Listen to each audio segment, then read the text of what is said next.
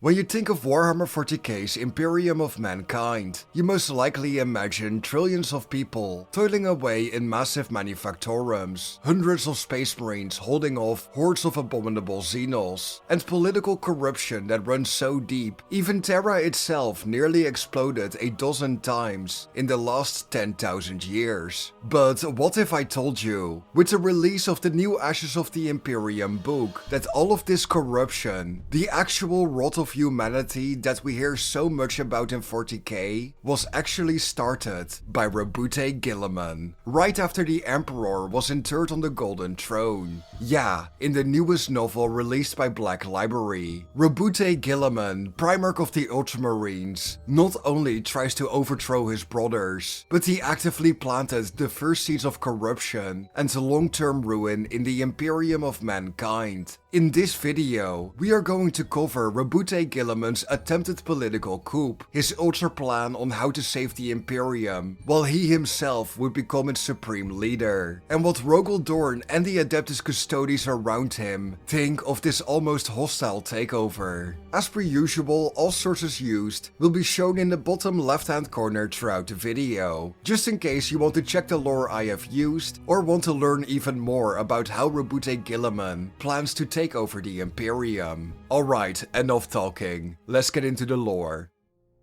The arch-traitor, Warmaster and most beloved son of the Emperor, Horus Lupercal, is dead. The fires of his ambition have tormented the galaxy for 7 horrible years. Yet at the height of it all, the wayward Warmaster confronted his father. In a final desperate act upon the bridge of the vengeful spirit, the master of mankind would slay the 16th Primarch. The ruinous powers had taken everything from him. The dream is broken, alongside the birth cradle of humanity. Terra is broken. The Primarch Roboute Guilliman, also known as the Avenging Son, was too late. By the time his retribution fleets arrived in the Sol system, the Emperor was already entombed upon the Golden Throne. Humanity cries out for its beloved master, yet Guilliman remains silent, even as his sons plead for his wisdom. The Legiones Astartes are shattered and leaderless. Those traitors who survive run for their lives, willing to pay any price to escape the vengeance of the Avenging Son and his Ultramarines. While the traitors are willing to turn on each other to survive, the same can also be said for the surviving loyalists. The fate of the Imperium is uncertain. The Brotherhood of the Primarchs was fractured by Horus, and now their ambitions will shred the very last threads of Imperial unity. Some desperately cling to this unity, others hunger for vengeance at any cost. Guilliman finds himself heralded as both a savior and a latecomer, a pretender to the throne of Terra and its usurper. While the Astartes flee or squabble over the Sol system,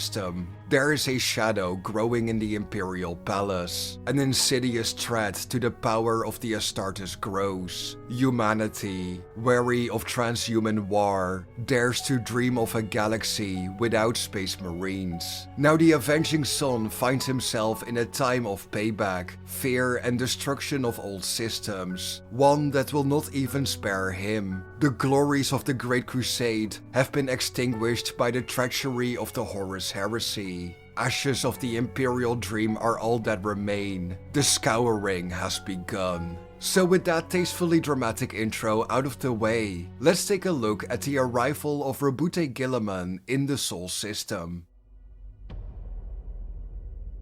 In the final moments of the Siege of Terra, the hour of traitor victory has finally come. The great guns of the traitors are leveled against the very last walls of loyalist defenders. With but a single order, the traitors would shake the ground, split the sky, and turn the last remains of the Imperium to ash. Yet before the command could be given, the tide turned. Horus Lupercal was slain, the Emperor was back on Terra, and 9 hours later, the 13th Legion made planetfall. The Ultramarines did not come as saviors swooping in at the very last moment. They came as the Angels of Death, commanded by the Emperor's avenging son. The traitor host would be utterly vanquished. Astartes, who had never known fear, finally broke and gave in to terror, trying to flee as fast as they could. Roboute Guilliman landed. He looked around. Terra lay in ruins. The defenders had been utterly spent and were mere seconds away from defeat. Rogal Dorn was broken but alive. Jagatai Khan had not been seen in weeks, and Sanguinius was rumored to be dead.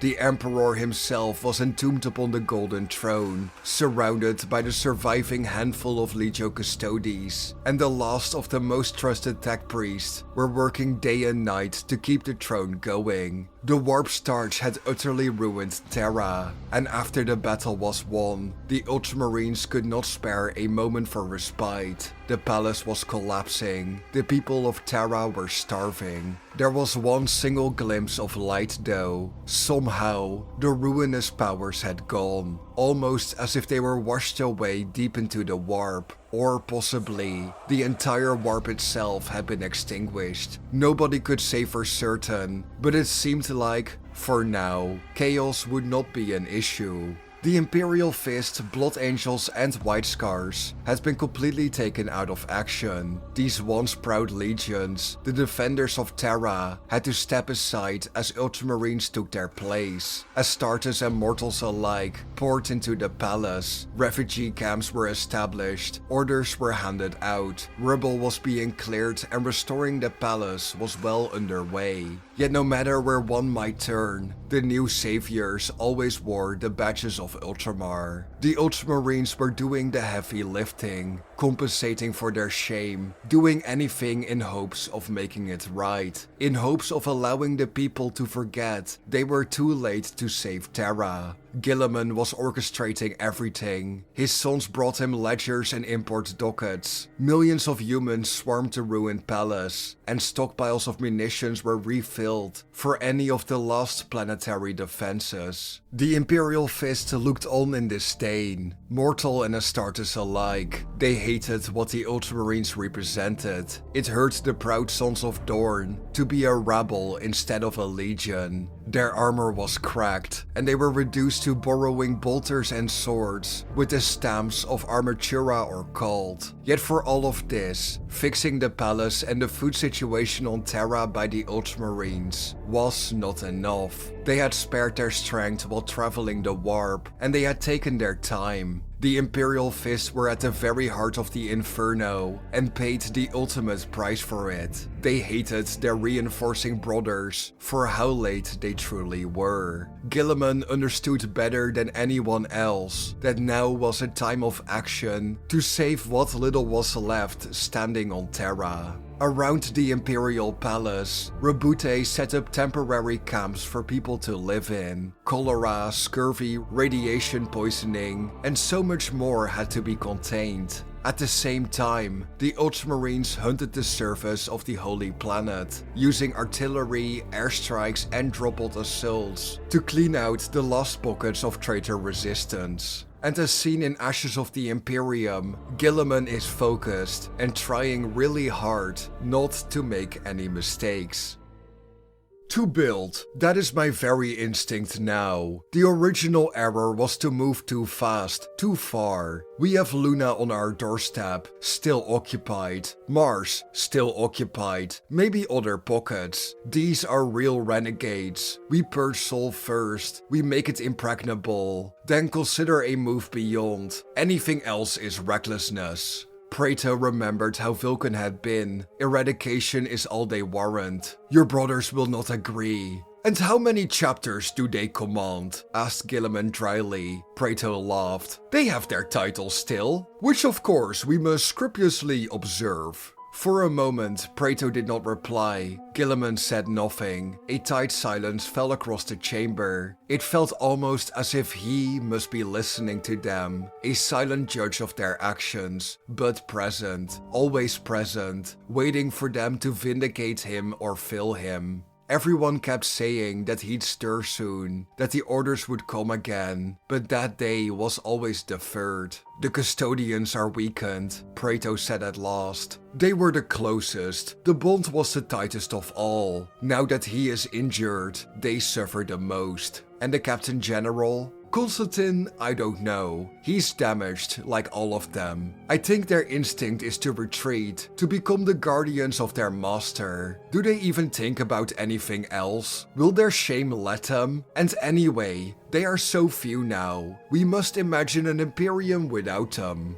Was there just a little eagerness there? Just a fraction of relish? That the road ahead was clear of obstacles? You could imagine, if you let yourself, that the old calculations were giving way now, and that enthusiasm had set in, for a new realm, a new order, governed by a new singular figurehead. And would that be so bad? This was the choice, it seemed. The old fraternity of Primarchs, still stabbing one another over petty vendettas, of morose golden giants, bereft of their greatest power, reduced to skulking in the gloom, of weak and credulous masses, dependent on imported food from far away. Or the legacy of Ultramar, still strong, still united, the paragon around which a new future could be created. I do not think we can command a majority of them. When the next stage has been decided, we shall be isolated. Guilliman sat forward again. He seemed supremely unconcerned. All will transpire as it must. Keep working on this, Praeto. Bring them all to the council. I have no doubt that, once things are laid out properly, sense will prevail. Once again, Guilliman found himself in a situation where there was no emperor, much like during the time he had created Imperium Secundus. But unlike the time when Secundus was formed, there was no excuse, there was no convincing the lion, and there was no Sanguinius to hold everything together. Will Guilliman crown himself as the successor of the Imperium, or perhaps even take his father's title? Or will Guilliman do what is right and work towards restoring the Imperium of Man and their master, and establish strong borders that can actually be defended? Alright, so that was the state Roboute Guilliman found the Imperium in. Nearly everything had been ruined, and the loyalists had lost just as hard as the traitors. But to properly understand the second half of this video, how did the people of Terra react? What were their opinions on these late rescuers? Some considered Roboute Guilliman their savior, others saw him as a threat. Humanity was weary and worn of the ambitions of gen-enhanced demigods, and people already started scheming against Guilliman. The chosen of Malcador, the ones that followed the hero to the very last moment, would be one of the many turning against the Ultramarian king. They were thankful for the arrival of Roboute and saw the value in retaking Luna, but afterwards, they needed to begin the crusade of vengeance as Dorn had demanded. It should be noted that the chosen of Malcador worked with and against Guilliman depending on the situation, not out of love, hate, or any form of loyalty, but instead because they understood Malcador's original vision. The Imperium of Man had to be ruled by humans, not Primarchs, and this was what the Chosen were working towards. If truth be told, Guilliman did not save Terra. The taint of warp and foul munitions had already set in. Men, women and children for generations to come would suffer and die way before their time. After the shock had dissipated, some of the people started realizing something. Terra was no more. Let's take a look at Senioris Kaja Ulump, a menial worker on Terra, who gave his oral testimony to a newly arrived remembrancer. Terra is no longer Terra. It isn't the same place. Those who lived here before are dead. Those who are here now are from somewhere else. Millions of them, more every day. Most of them don't even recognize the place. We can't understand the language they speak. They can't understand the ones we do. They point at our revered places, all ruins now, and laugh. Then plan what they will build on top of them. That's almost the worst thing of all. It's all gone. Whoever wins the War of the future, those who built this world, this empire, who founded its customs and its laws, will soon all be dead, pushed out or bought. Those who came to replace them will claim the mantle of Terrans and do whatever it is they are planning to do. But it will never be true. Just another lie. It has all been destroyed. It is gone, and it will never come back. As we see, the Iron Fist of Guilliman was already closing around Terra. Information would be controlled, but criticism still came. He's too powerful. He wasn't even here when it mattered. But at the same time, can you hate the man when your planet lay in ruin? Could you turn against the one who saved the population? But what exactly is Guilliman's plan? How does he plan to save Terra and the Imperium? What is causing all of this ruckus? He literally came in to save everyone. Why would anyone hate him in this very moment? Well, let's take a look at Roboute's Ultraplan. The Emperor is silent, unable to command his broken Imperium. If you would like to see what exactly is happening to him, you should go watch my earlier Ashes of the Imperium video after you have watched this one. But TLDR, the throne is failing. It's in the completely wrong room, and only Guilliman himself knows that the throne will not last very long. But back to Terra as a whole. On one side stands Rogal Dorn. Dorn wants to avenge Terra and his father. He wants to obliterate the traitors once and for all, which honestly is a very understandable desire. Jagatai Khan, Lionel Johnson, Leman Russ and the High Lords of Terra are all in agreement to this. They want blood, they want vengeance. Yet opposed to this is Guilliman, the Fabricator Locum and the Sisters of Silence. Under Guilliman, these people want to wait. They want to retake Luna first and foremost, and then free Mars. But why this exactly? Well, there is a rather grim reason. Because of the current state of the Golden Throne, which is really bad, Guilliman wants to feed Psychers into it, and with that try to save his father. But why is Luna important for this? Well, Luna is the headquarters of the Sisters of Silence, and they have a fleet of black ships locked away deep beneath its surface. The moon needs to be assaulted in full force and be taken back as soon as possible. Yet Guilliman is someone who respects the laws of the Imperium, and if outvoted, will not go against them. So what does Guilliman do? Well, he simply ensures he does not get outvoted by employing a classic dabble of corruption and gaslighting, winning over the most important High Lord, Simeon Pentacion.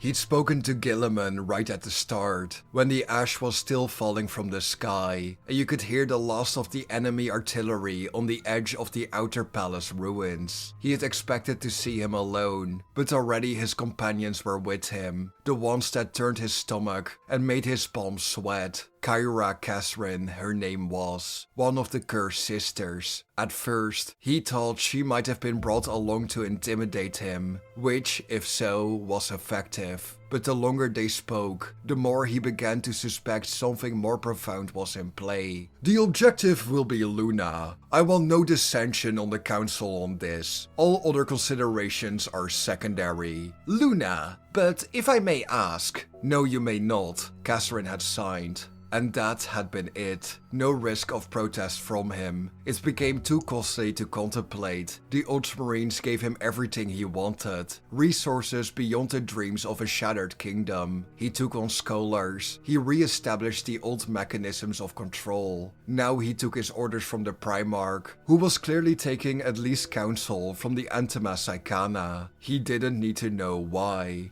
All he cared about was clarity. He had a chain of command again, one he could work with, one he could understand, that still left rivals to be placated or eliminated. He spoke to all of his colleagues in the Senatorium one by one, pointing out to them how hard it would be to operate without the cooperation of the new administratum hierarchy. They couldn't appeal to the Sigillite any longer. Were Pentacian to deprive them of the munitions they wanted, or the legal clearance to allocate tight income, or the permissions to operate in the newly carved out civil districts, they took the hint. They all had their own battles to fight after all. So it made no sense to pick fights with him.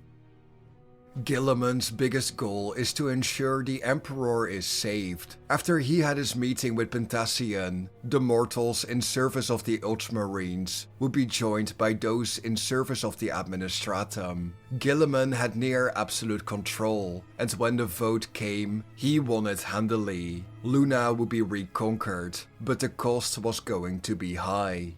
I have to admit, I might need to do a video about the Selenar gene cults of Luna and this entire battle surrounding them. Let me know if you would like to see a video on that down in the comment section below. But what you need to understand for now, the Ultramarines are seriously overcompensating. They are fighting with borderline reckless tactics, sacrificing hundreds of battle brothers in near suicidal charges. They care only for speed and results. Guilliman even sent a part of the Blood Angels to secure a secret cache of black ships. But when their assault went sideways, Ultramarine reinforcements quickly arrived to clean up the situation. One of these reinforcing Ultramarines, Chief Librarian Titus Praeto, had to ask himself a difficult question. Did Guilliman send in the Blood Angels, hoping their famous rapid assaults could secure the black ships as quickly as possible? Or was it because their Primarch was dead and they had no one to report to?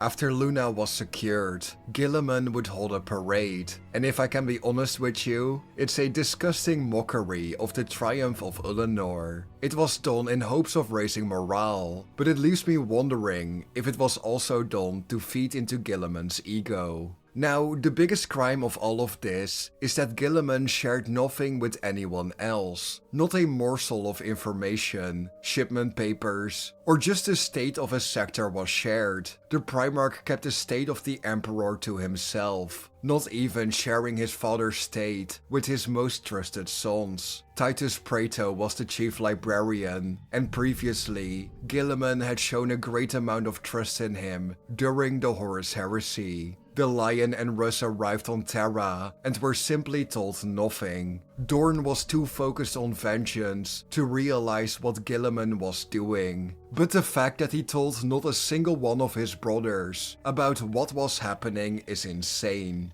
So this is the setup. Guilliman has taken control of Terra. He is holding back information from his brothers and is showing a growing distrust for anyone around him. Now let's take a look at the pushback against his Ultraplan. How do the other Primarchs feel about this plan? And how will they oppose him now that the voting system has been corrupted?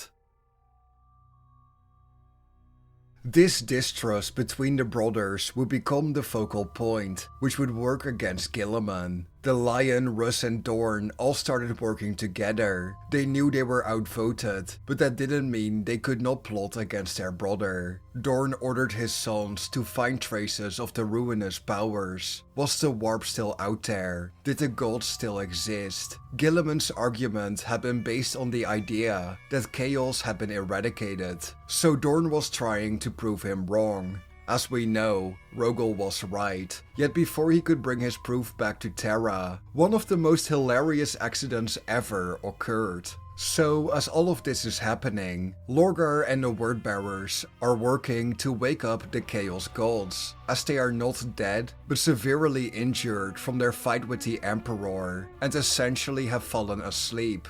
Within the Sol system on the moon of Neptune, a cult was active, and they wanted to lure in Dorn. If Dorn and his brothers arrived, they would of course massacre the traitors and take their evidence back to Terra, an act that would be one of the first steps to reawaken the Chaos Gods. But there's one severe, massive and bitter issue. Perturabo had his own plans for Chaos, and he had to delay Lorgar's plan. Perturabo came in, destroyed the cult, disrupted the ritual, and bulldozed the moon so roughly that there was no chaotic evidence left. Right after this is done, Dorn arrives. Rogal believes someone is working against him, and he is unsure whether it's Lorgar or Roboute, but Rabo somehow turned Dorn against both. Now, Roboute not only has made enemies with his brothers, but by essentially buying the loyalty of the Administratum, he has set the most dangerous precedent in Imperial history, a precedent that would nearly immediately be turned against him. The Chosen of Malcador under Khalid Hassan were being shut out by the High Lords, who no longer wanted Malcador's influence now that he was dead. Yet instead of giving up,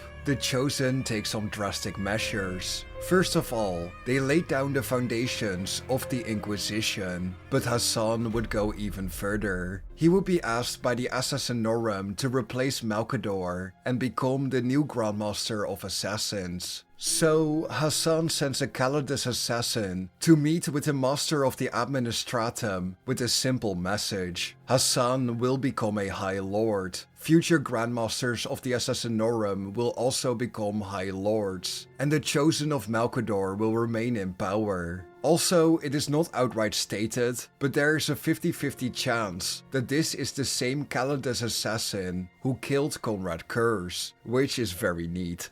The final issue with what Guilliman has done to the High Lords is so much worse. The Master of the Administratum goes on his own little crusade. Guilliman ordered him to deal with the Keelerites, a group of people believing in the divinity of the Emperor, and see Euphrati Keeler as their saint. But Pentasian goes so much further. Generals are demoted, troops are purged, and in a moment of utter confusion, even citizens are attacked. The Master of the Administratum once had to follow the will of the Emperor and Malcador, but now that Guilliman has made him one of the most powerful men in the Imperium, the Administratum would take its first steps into becoming the bureaucratic nightmare we know today. So, what are the consequences of this constant squabbling and fighting between Guilliman and his brothers? Let's go through the list.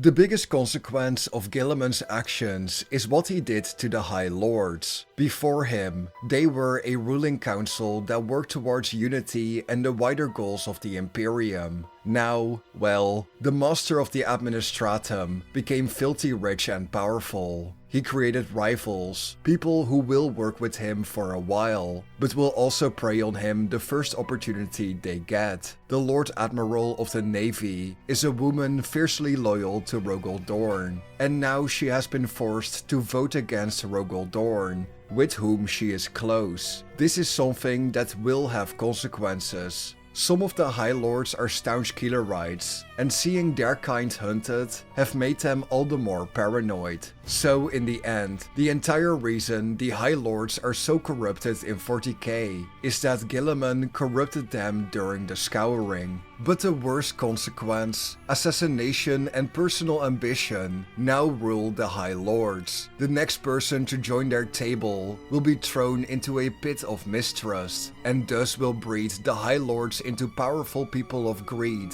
and seeking personal ambition above all. This is the main plot in the Beast Arises series, where the greed of the High Lords leads to the Grandmaster of Assassins killing them all and essentially resetting the clock. And when Guilliman returns in the 42nd millennium, the High Lords literally try to rebel against him. Another consequence is that Guilliman almost started another civil war. When talking to Russ and the Lion, Rogal Dorn warns them that Guilliman will come for their legions, and he literally did. Vulcan also made it clear when he spoke to Titus Praeto that he and his legion are done being the tools of their brothers. He will now follow his own destiny. But, of course, this is likely going to be the main plot of the Scouring series. Guilliman almost starts a civil war. The creation of the Codex Astartes will be enforced. The Brotherhood of the Loyalist Primarchs will be ended. And if we are really lucky, the Lion doesn't try to kill Guilliman in M42 when they finally meet. But I have one final thing to say before we end this video. What did Guilliman actually think of this entire situation 10,000 years into the future, where he has returned and now leads the Imperium? Well, we sort of get an answer at the end of the novel of Honor and Iron, where Guilliman speaks to the skull of Marius Gage and reminisces about the old days.